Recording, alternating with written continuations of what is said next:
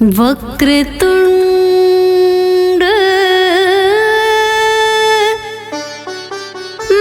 महाकाय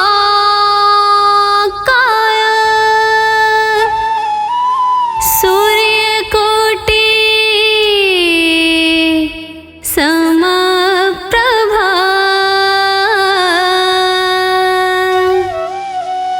निर्विघ्नं कुरु मे देवा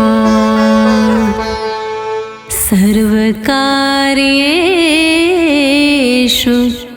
सर्वदा।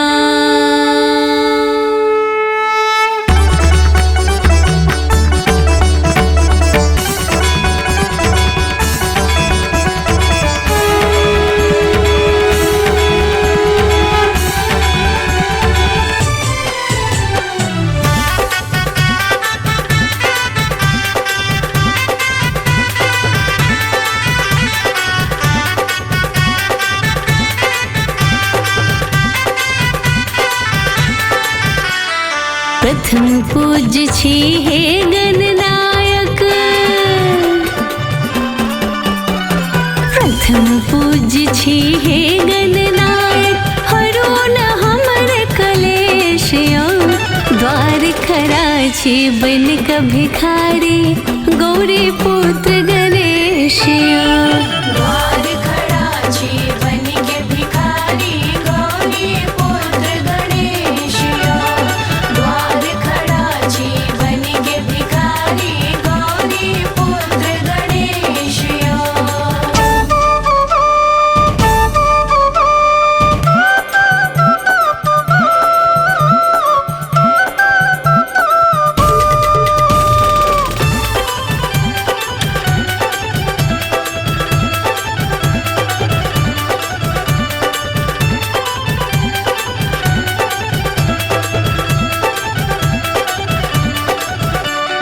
गंगा जल सो जल भर अनलो, फुलवारी सो फूलिया।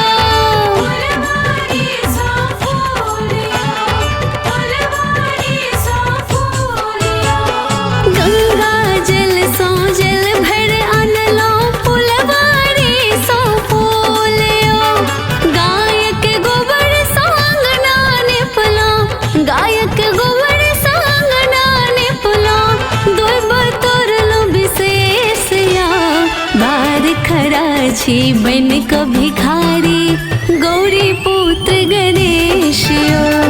द्वार खड़ा छी बन के भिखारी गौरी पुत्र गणेश यो। द्वार खड़ा छी बन के भिखारी गौरी पुत्र गणेश यो।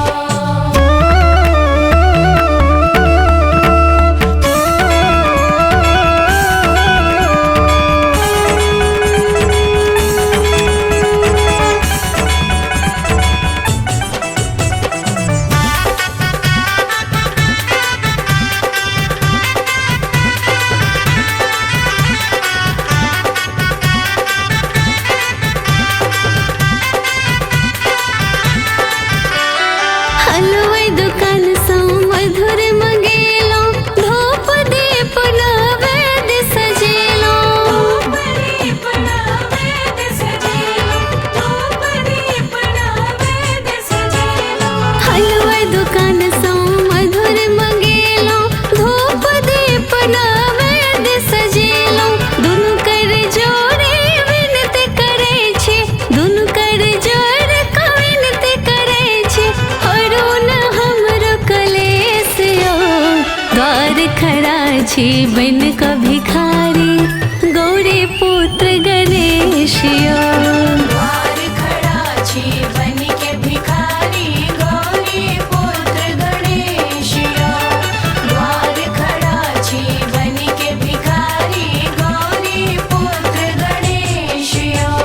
प्रथम पूज्य छी हे गणनायक, हरो न हमर कलेश यो।